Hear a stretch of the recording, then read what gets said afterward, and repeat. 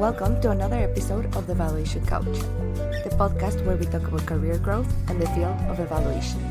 I'm your host, María Montenegro. In celebration of International Women's History Month, which many countries are celebrating this March, I wanted to have a few episodes talking about being a woman in this field. And I am extremely grateful that an evaluator I respect a lot, who is also a dear friend of mine, Claudia Olavarría, has agreed to join me on the first episode of this series. Claudia, I am so excited always to connect with you and so thankful that you're here. Would you mind introducing yourself to the audience? Thank you, Maria. I'm also super happy and excited to be here today. As you said, my name is Claudia Olavarría. I am an evaluator from Chile, and I am working in the international development space for already 15 years. So that's mostly the important part about me, and also that I am a mother of 4 children. That's an important part of my identity as a woman and as a worker.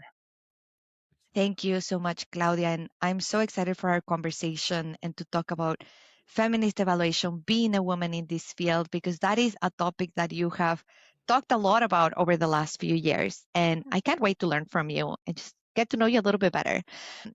I thought it would be a great place to start with you sharing with us a bit about your journey. What drew you into the field of evaluation, and how do you think your identity as a woman and as a mother has shaped your path so far? Okay, so I was trained as a sociologist, and I have a master's degree in gender and public policy. And I started my career in a small research team in university. Within that space, we were doing research in public policy and what we called back then evaluative research, which was evaluation. And that space shaped my career very much. We worked for the state, we worked for the public institutions, but also the private sector and NGOs, which enriched my view about this field and how can we contribute to people doing their work better and learn from what they do. So as many people in my region, in Latin America and the Caribbean, I have learned evaluation by doing. And this learning, as I told you, has already been for 15 years. And ever since I have been a consultant for all these years, ever since I started. So this has allowed me to have a very broad perspective of different people willing to ask for support for their evaluation and the learning journeys. So that's mostly me. Now, the last 5 years, I have been a little bit more. 5 years, I have been working into international development, doing the same that I used to do back in my country, but with a regional or even a global perspective. Thank you so much for sharing that, Claudia. And I'd love to go back a little bit to like the beginning stage of your career that you share with us. What do you think were some challenges that you faced, maybe particularly to being a woman, and how did they shape where you are at now? Being, for every woman, to access education, to access job opportunities, to access opportunities to be a business owner are harder than for men. This is well documented and it happens all over the world. So in my case, it hasn't been different. I had the luck of growing in a very supportive family, so I have access to education and all I needed, and opportunities came, but it has always been challenging in terms of having to prove your value constantly within each team, with each client, because you're young, because you're a woman, because you are from the South, because you might not be a native English speaker, as in my case, because you're trained in the South. That's also my case. I studied my bachelor degree and my master degree both in the South Cone in Chile and Argentina. So this has also shaped who I am, what my positionality is today, and what opportunities arise for me.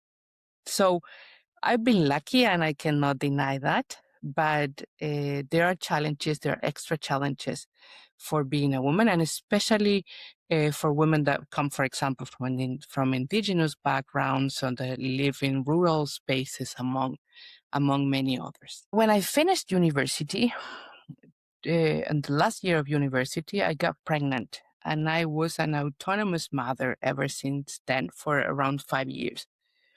And that has also been a huge challenge. While I enjoy motherhood very much, you really need to rely on a very strong support network to be able to do your job and to earn a living for you and your family. So that's also something that's super important in terms of the tasks that you do, the time that you have available for that, and also your availability for facing important things that you need to do in the evaluation field, such as field work, such as moving around the country with other people. So yeah, it's been quite a path, but I've enjoyed it so far.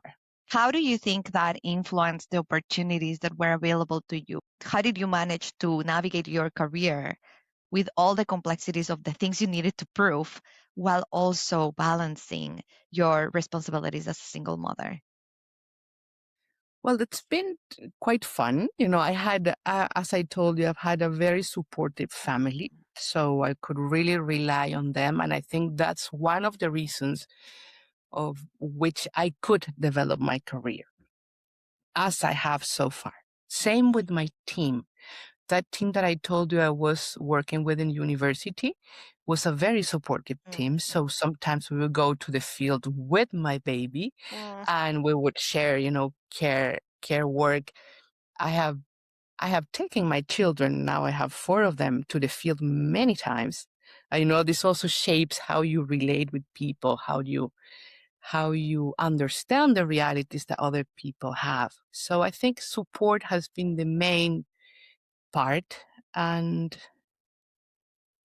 yeah, for finalizing my career and also for my university career, and also for being able to take my first jobs. And now I think about it, and I think that might be the reason why I have always been a consultant and I have never had a 8 to 5 job, because the care burden is something I couldn't take with such a job.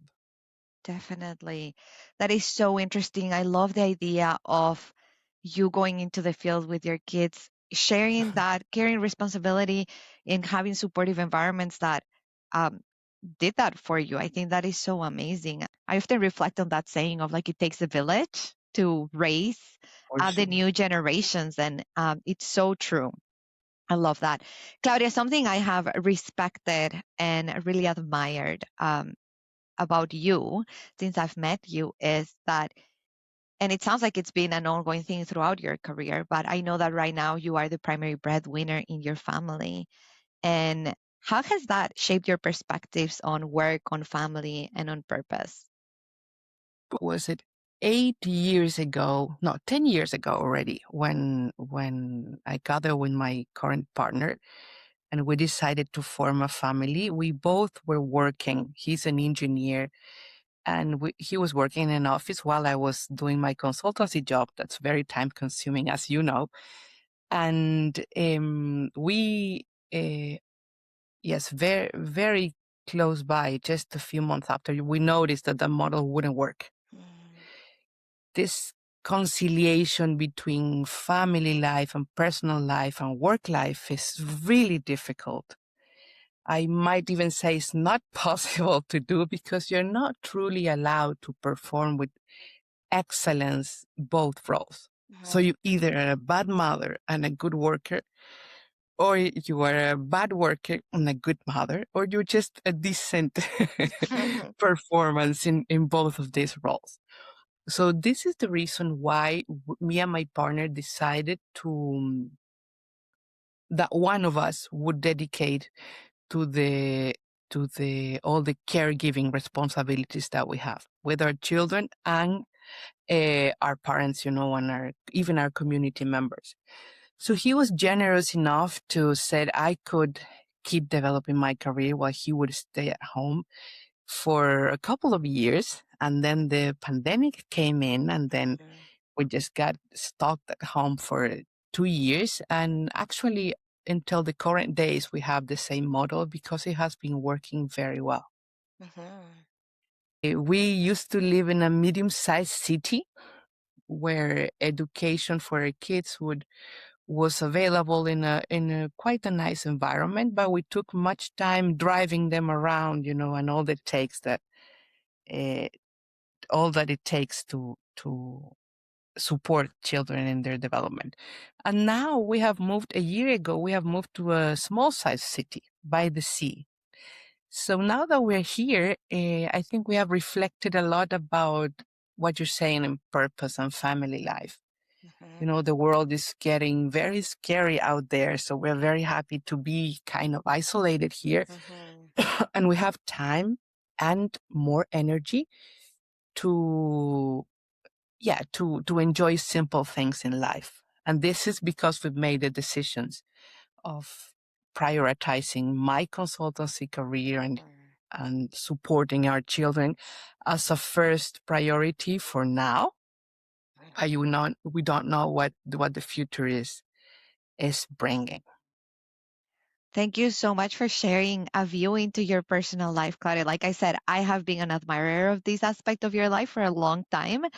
I think it's also so interesting to think that within the field of evaluation, that narrative of compensation and what's available to us is usually comes from a scarcity place. So to hear that you have an evaluation consulting business and you are the breadwinner of a big family for today's standards, it gives me so much joy, and I love seeing that for you and hearing how that's allowing you to live a life with more purpose.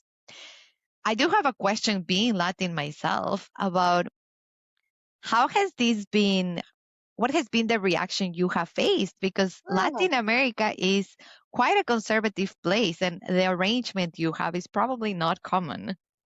So you're very right. It's not a usual family composition.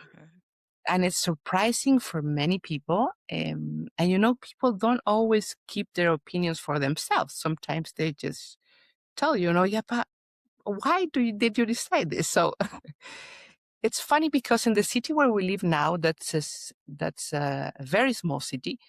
There are lots of families that work like us. There are lots of people that are doing their own entrepreneurships project, people that have small jobs or consultants that decided to use less of their time for working and enjoy other aspects of their life. So here, I don't think it's so much of a deal as it is in more traditional environments.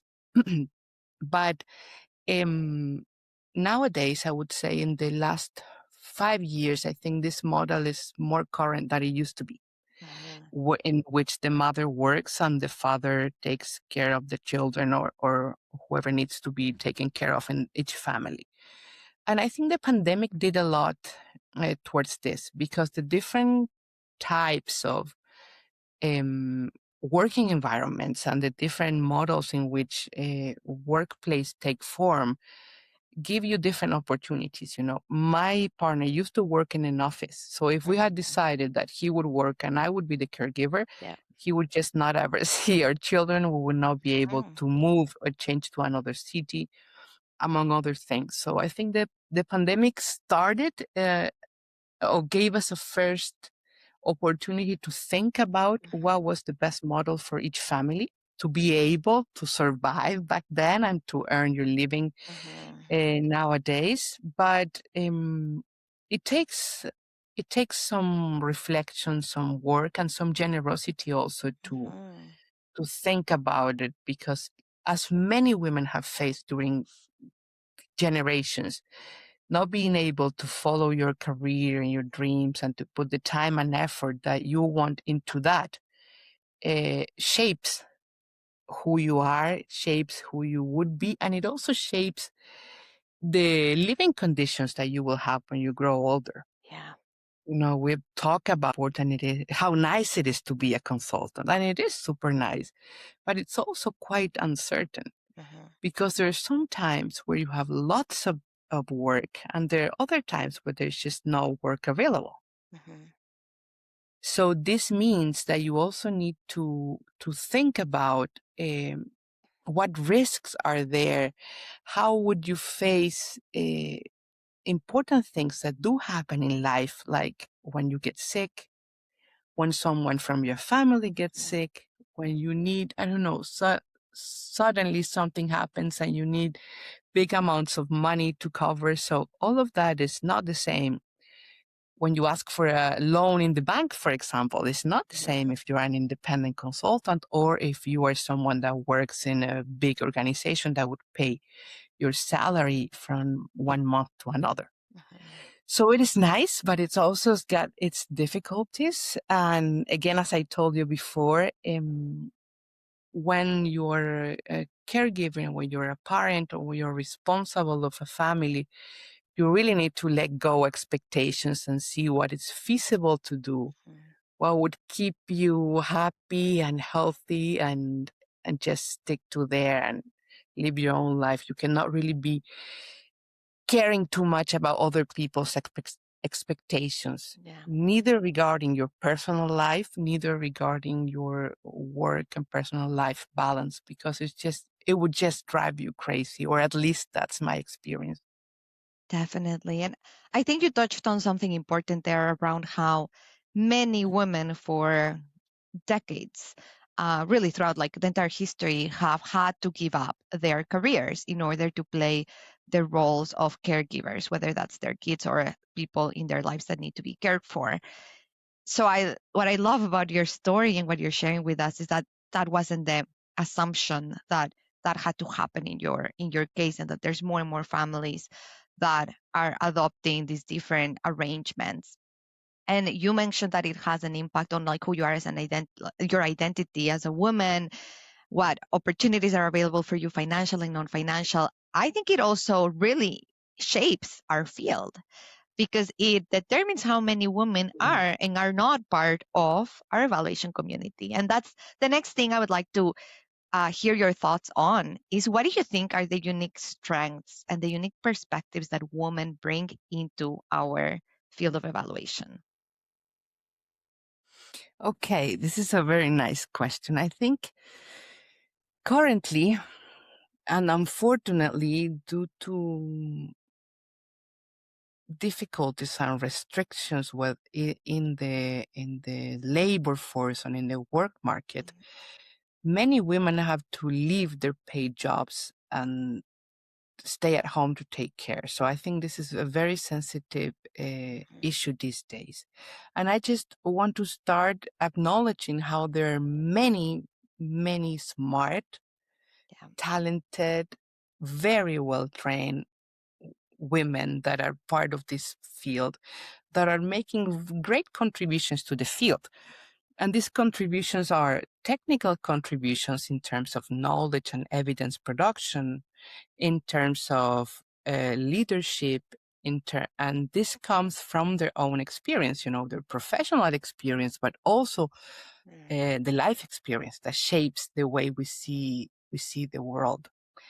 And I think that being a woman and having to face all these extra challenges that we were discussing, and that could be many more than the ones I have faced in relation, to other parts of your identity or your positionality, allows you to see the world in a different way.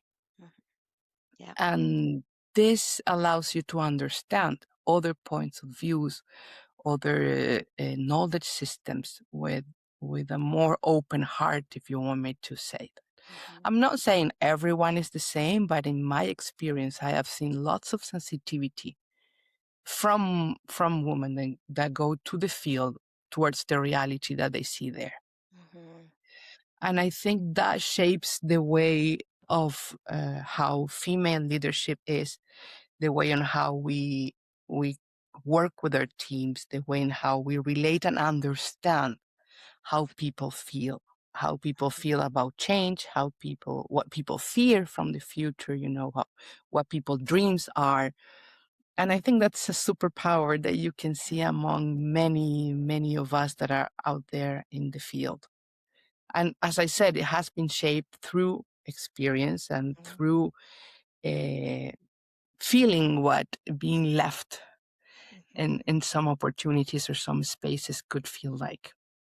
I love that you brought that up, because something I've been reflecting a lot about and like sharing as well with my audience has been that it's not a coincidence that when we look at people that are transforming evaluation workplaces, that are doing consulting practices that like are transformative in terms of like really staying away from the status quo, really looking at how compensation works, looking at benefits like work-life balance, integration, and all of that. It's not a coincidence that the majority of the people involved in leading those efforts are women.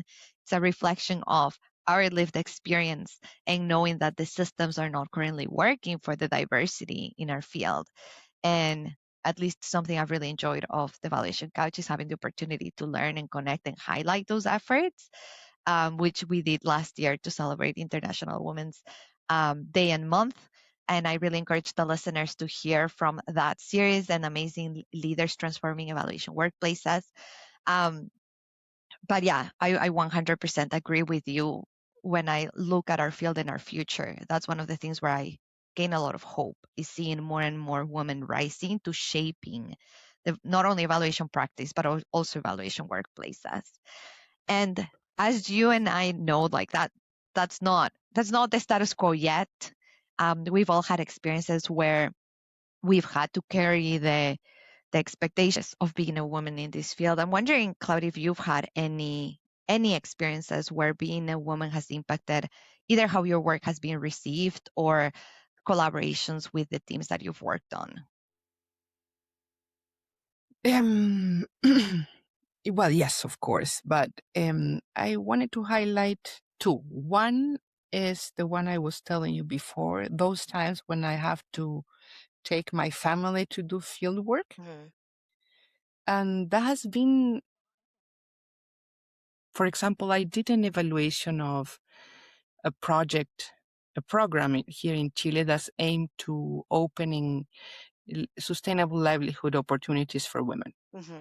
So we went to this community that was quite far away.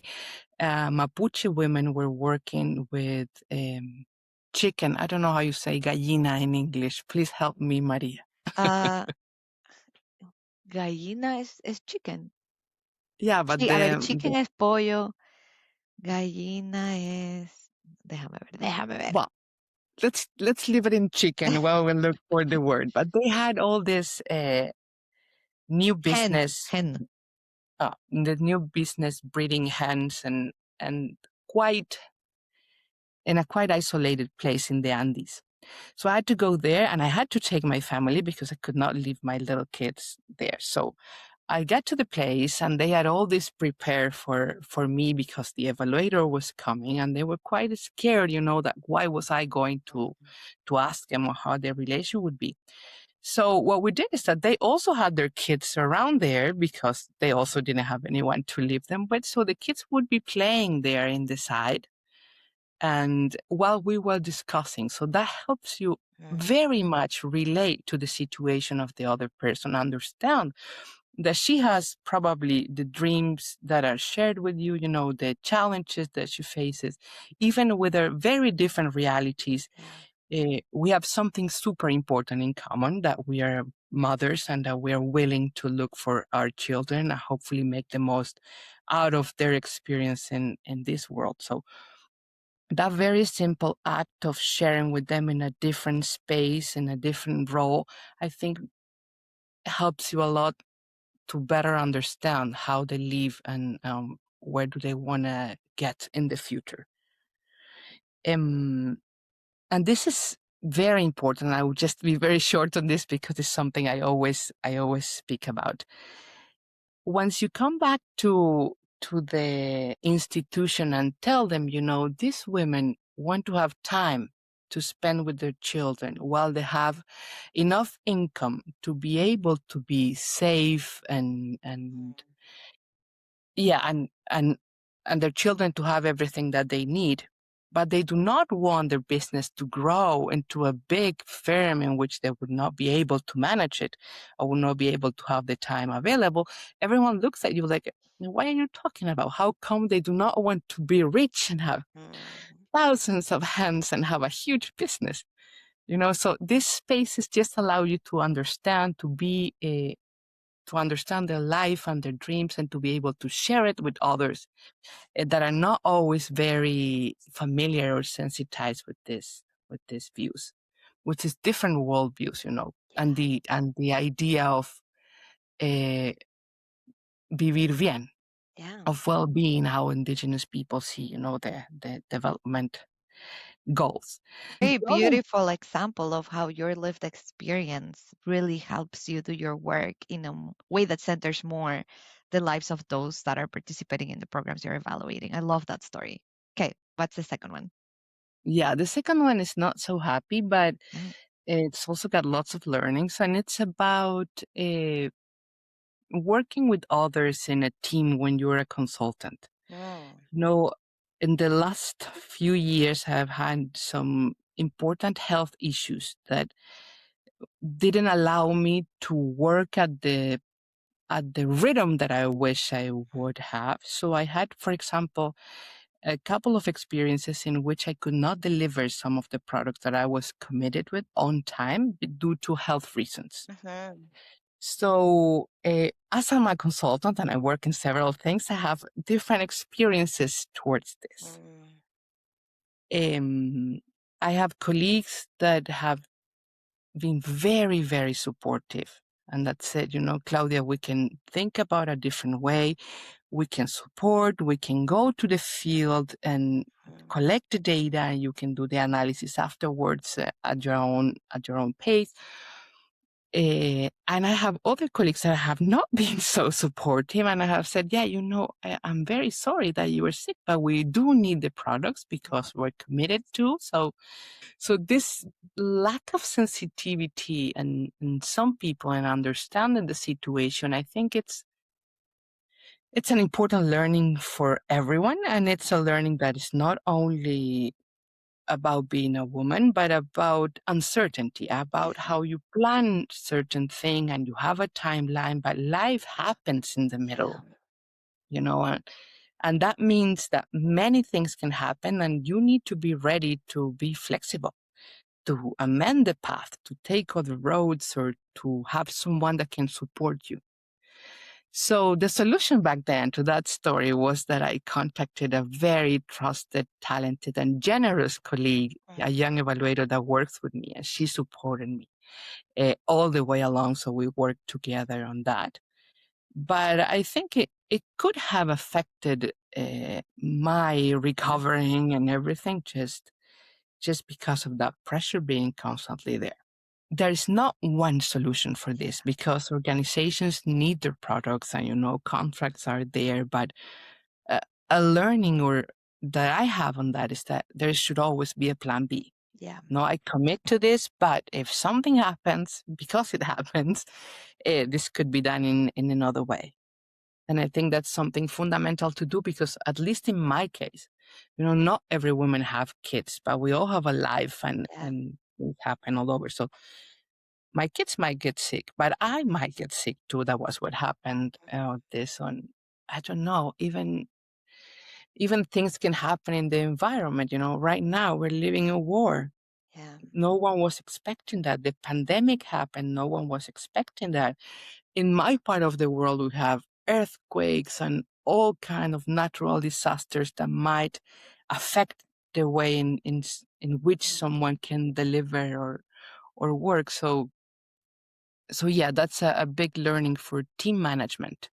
And we were discussing with a friend of mine the other day, and she said, I'm in a point of my life in which I need to say sometimes, I will not be able to deliver that.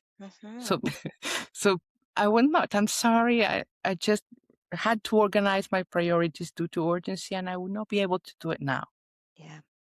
So you would just need to have more flexibility, or we will need to make a change in the request. But yeah, that's an important issue, and I'm very thankful to the people that has been very supportive. And I hope those that were not, or if you were under that, find the plan B. Yeah, I think that's a very powerful story, Claudia. And although in your example you mentioned like what happened to you could be something that happens to anyone, there are certain experiences that are specific to women, especially when it comes to health, like perimenopause, pregnancy, complications with pregnancy.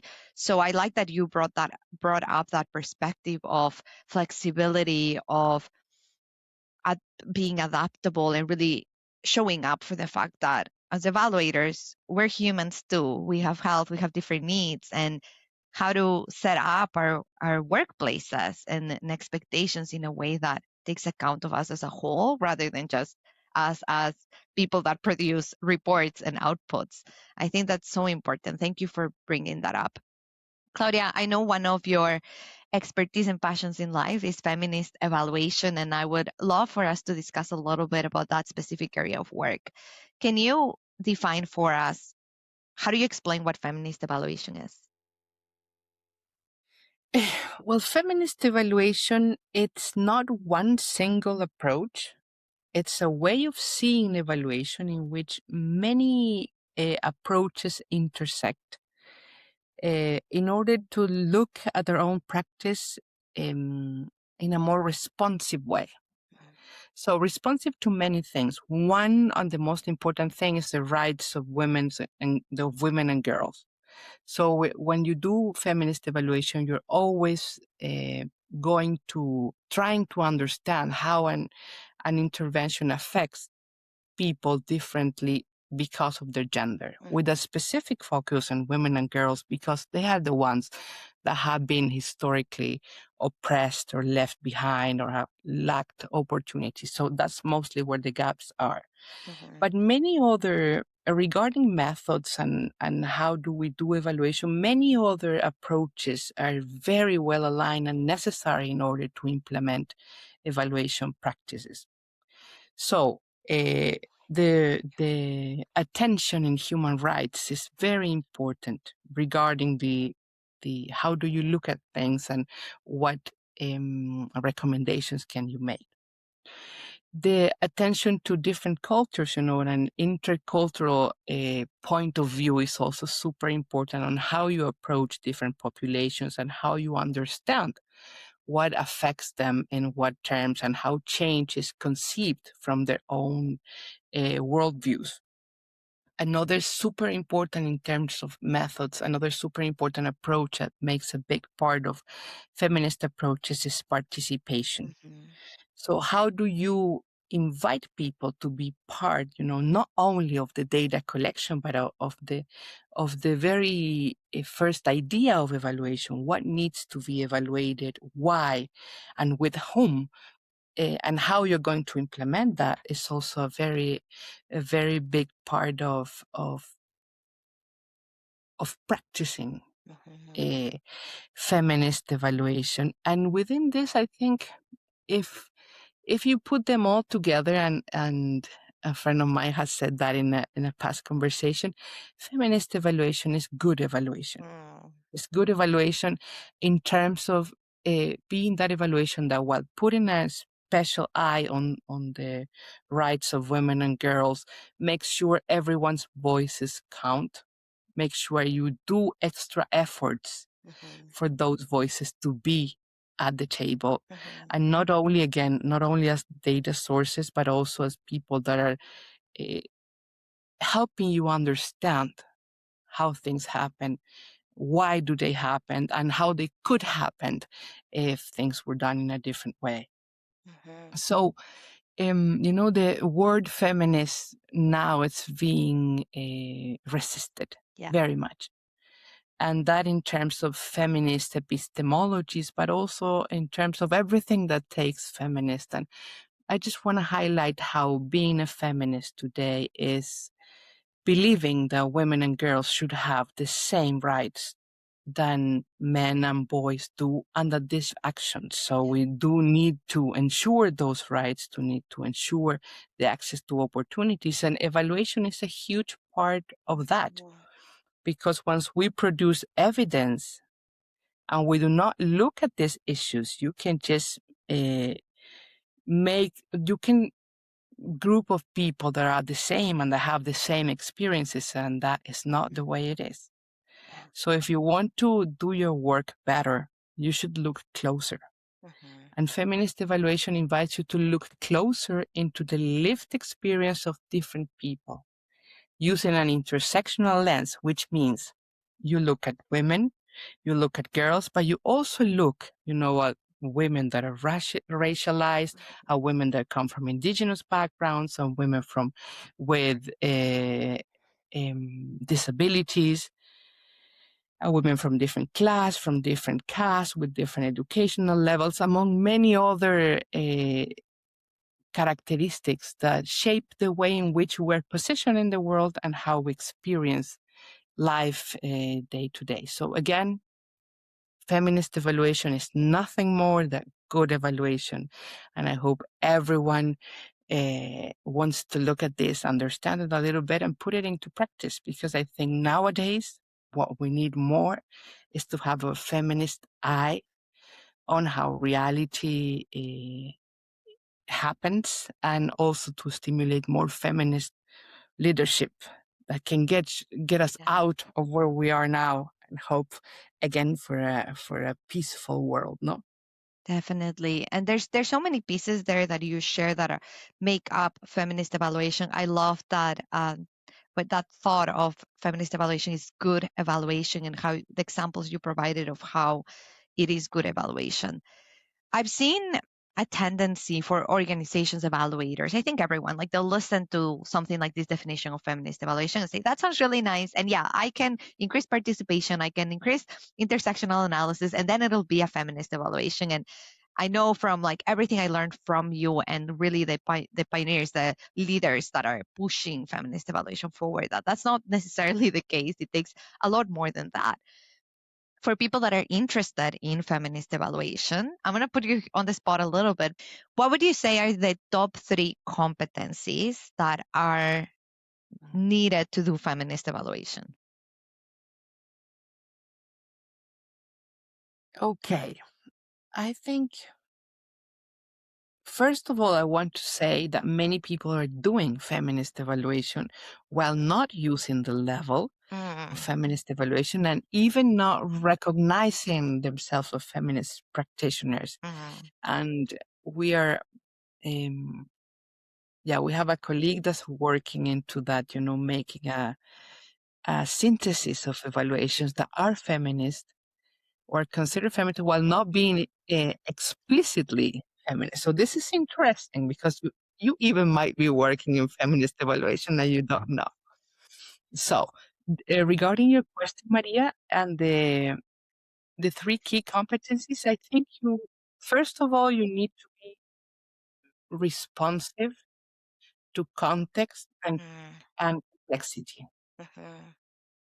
This is not unique to feminist evaluations, but it's very important that you can keep an eye on how the context and the culture and the history, and everything that happens around there allows you to understand people's. So that's the first: context and culture and complexity, and all type of awareness that you need to have in order to understand something quite well. Other than that, I think you need to, either yourself or your team need to be capable of integrating people into the evaluation process. This is having participatory methodologies, or all kinds of collaborative, participatory, action-oriented methodologies, even action research. But you do not only need to know them in paper, but you need to know how to put them in place. So this is being well trained, but also having the sensibility that is required to implement it. And this is very core. And in order to do this, there's some other things that are important. For example, while you keep culturally responsive, you also need to have someone in the team that speaks the language or the languages that are spoken into the communities in which you will be working. You need to understand, how they live. You need to be sensible to power dynamics in that space. And this is very important. A feminist evaluator inquires in power dynamics, understands power dynamics, and proposes, change to those power dynamics if they're affecting what we're looking at.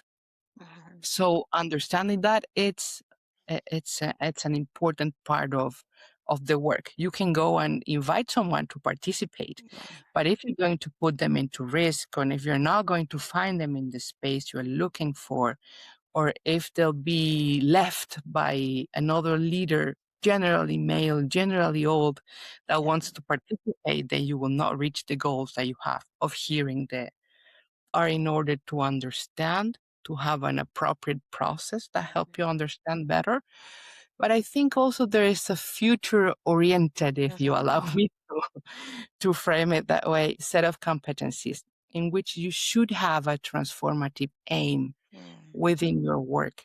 And having a transformative aim is when you explicitly commit to stimulating dynamics that would change, the reality of people, elaborating recommendations that could make a change or hopefully a transformation, or advocating for what you found there that needs to be changed.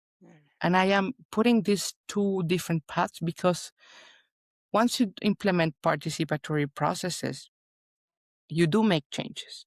Even if you don't want to make it, people feel empowered, people learn, so capacities are strengthened, and things happen there that stimulate change. So I think those both, as evaluators, we are always in a great position to connect, to build bridges between what happens in the field with people and what happens, or what those are taking decisions are thinking about it. So these bridges are a responsibility that we should always take. And the part of advocating is not very popular, among all the evaluators, but I think at least for me, it's part of our responsibility as evidence producers. You have the very close knowledge of how they feel, of what's happening.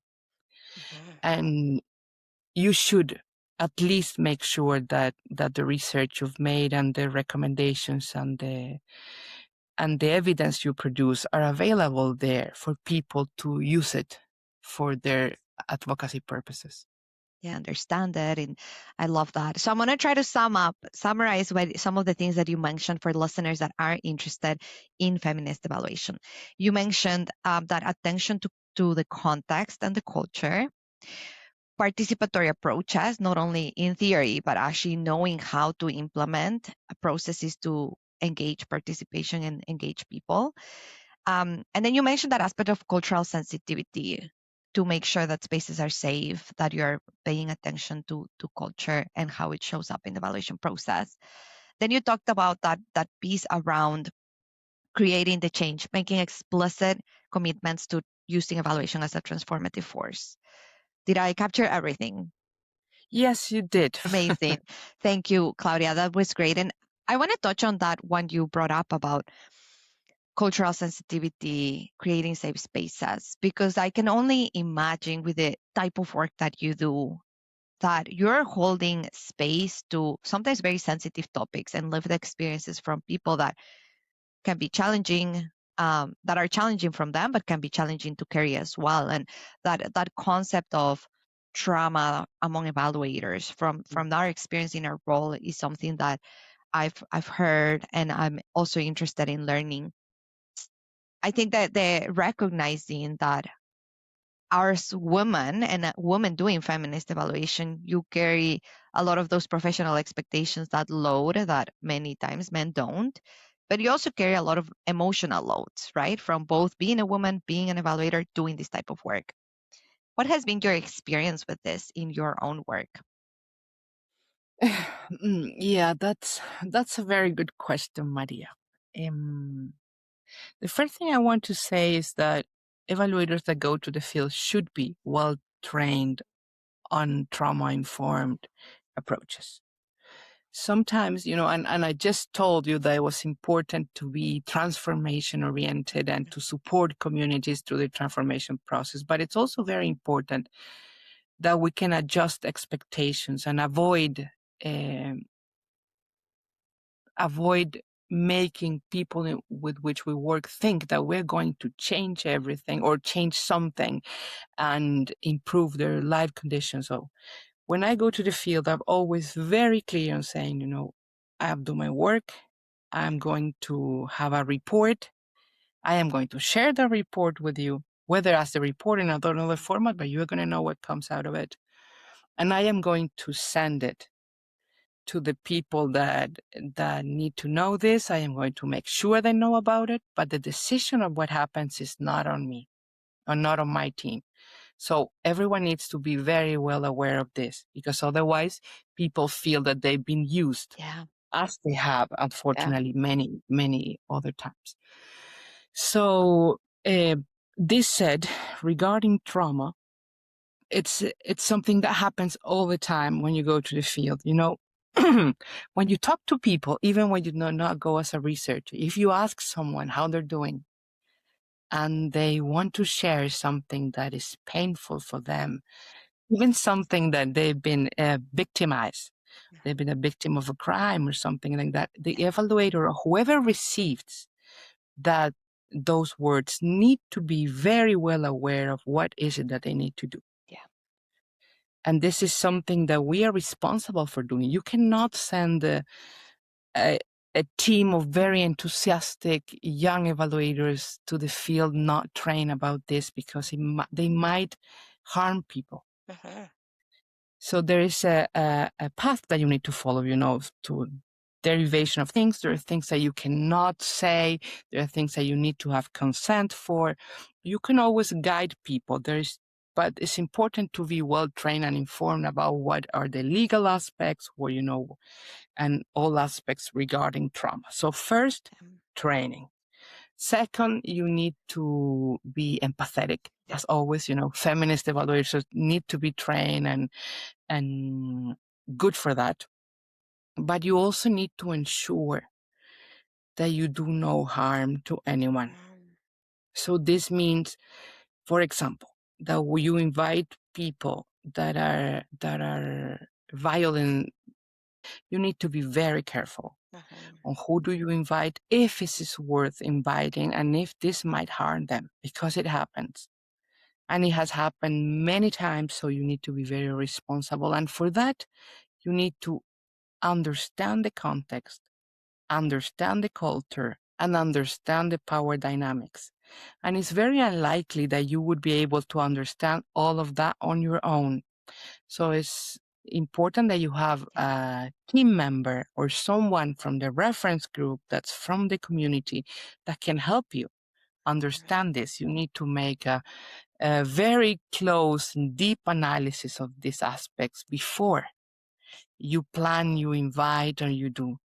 And this is, I'm glad you brought this here, because this is something we're responsible for. And unfortunately, there are lots of experiences in which such safeguards are not taken, and people could be harmed or have been harmed. Yeah, you took an interesting spin to the question, because I think a way in which we can protect ourselves, like we want to protect other people as well, but a way in which we want to protect ourselves as well as we're receiving that information is being trained. It's important to kind of separate what you're hearing as an evaluator from your own like mental health and well-being. How do you manage to take care of yourself as you're doing and getting into some of these vulnerable and potentially challenging work? I'll be very honest with you. I don't manage very well. And it affects me. Of course it does. When I see realities of people, especially children, that are whose rights are being violated, that are suffering vulnerabilities, or even they're victims of crimes, it's very painful. And I think that helps you strengthen this this notion of you having a responsibility to contribute to change happen. So I'm not talking about any kind of change when I tell you you should advocate for change, but I'm talking about that kind of change in which the life of people are improved and their rights are being respected, among others. So I have one particular experience in which I did an evaluation with migrant children that were crossing the border under very hard conditions, very hard conditions. And that one affected me quite. Yeah. So I have learned, because I've worked with teams on the protection of children's rights for many years. So I have learned that you do need to care about this, to reflect about this, to share, and to be very responsible regarding the derivation. But I think that when you choose to work in these spaces, is something you're going to have. And yeah, I could only evaluate energy projects, infrastructure projects, which I do. And they're also interesting. But I am into feminist evaluation just because I think that the most pressing social challenges and the most vulnerable people are the group in which I should focus my energy to try to support from my own practice. That's the evaluation practice. Thank you for sharing about your specific experiences. And as you said, it's painful. It also sounds like you use it as your commitment and motivation to continue doing this work. So I appreciate that. Thinking about those experiences, what change would you like to see in the field of evaluation to make it more inclusive, to make it more gender sensitive? Well, if you had asked me this question 1 year ago, Maria, the answer would be different. Okay. And I would have said that we need more training, we need stronger capacities, and we need systems that request gender, it's at least a gender responsive approach, but hopefully a gender transformative approach or a feminist lens towards evaluation. I still think that. But nowadays, the use of gender approaches, feminist approaches is very resisted. So I think the debate nowadays is even different. We need to start again letting people know why this is relevant. Not necessarily how to do it, but why they should do it. And here I want to repeat the message that I shared with you before. We need to do our work better. And using a gender lens to evaluation, it's a quality component of the evaluation. You need more granularity in your analysis. And this granularity comes from looking at people from what it makes them unique. And the gender is the first component of that. But again, it's intersected with all other categories that build their identity. So advocating, it's important these days overall, but also train yourself, learn from others, share with generosity. And yeah, I think mentoring spaces are also very nice because you can feel inspired by others doing such a job. You can feel inspired by evaluations that actually changed the life of people or contributed to change the life of people. I think all that inspiration is something super important, but we cannot forget about two things: how evaluation commissioners need to also say, we are going to put extra points on those evaluation proposals that have these approaches. Adding diverse people to the teams is also super important. And with that, I want to raise the importance of having young evaluators in your team. Young people have a different perspective. They are from a different generation. They use different technologies. They can challenge your own evaluation views. And that's always good, nice, and healthy for the team and in the way you think. doing things different and looking at things differently. It's a very important thing to do, and having a young person as part of your team can stimulate that. And of course, intergenerational learning, that's always important. I did not say it, but I think it's obvious, but again, these days it's not obvious. You should always have a team that has that's gender balanced, Yeah. or at least, that has the type of view that you need to have.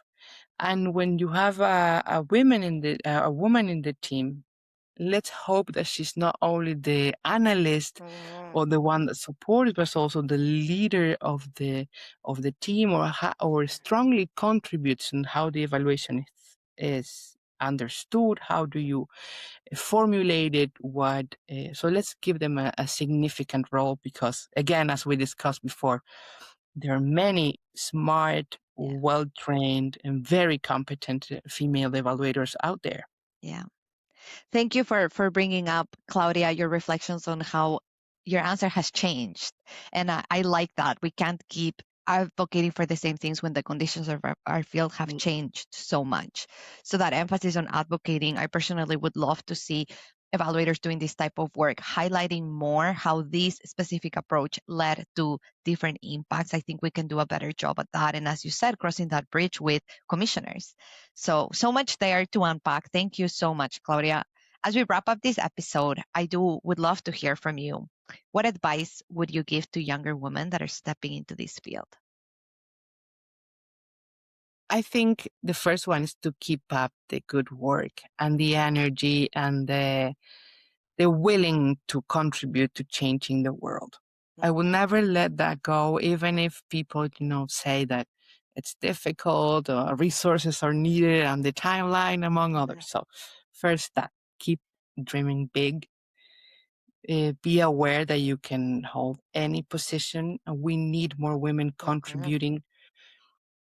Overall, I think to knowledge, to how evidence is shaped, how we're thinking about this field, and also implementing, using and communicating about evidence use. But the first one would be keep up the good work, and do not let anyone take your dreams away from you. The world can change, has to change, should change soon. So let's have an important role to play on this. And in order to achieve that, you need to be well trained, keep working on your own career path, keep learning from others, and keep sharing your learnings. I think we don't do that enough. Because we don't have time. Again, I think women are, I don't think, it's very well documented that women are the ones that face the highest time poverty. So let's keep some time for that, for sharing and for letting others know what we have learned and the great work we're doing out there. I love that, Claudia. And I'm going to wrap up with just that. One of the things you said was we need you in the field. And your story has given so many examples of the strength that women bring into evaluation processes. So thank you for everything you've shared and for always being an inspiration and a great friend. It was so lovely having you here. Thank you for inviting me. I enjoyed it very much, and I hope my experience and my thoughts are good for inspiring others to follow this beautiful path of evaluation.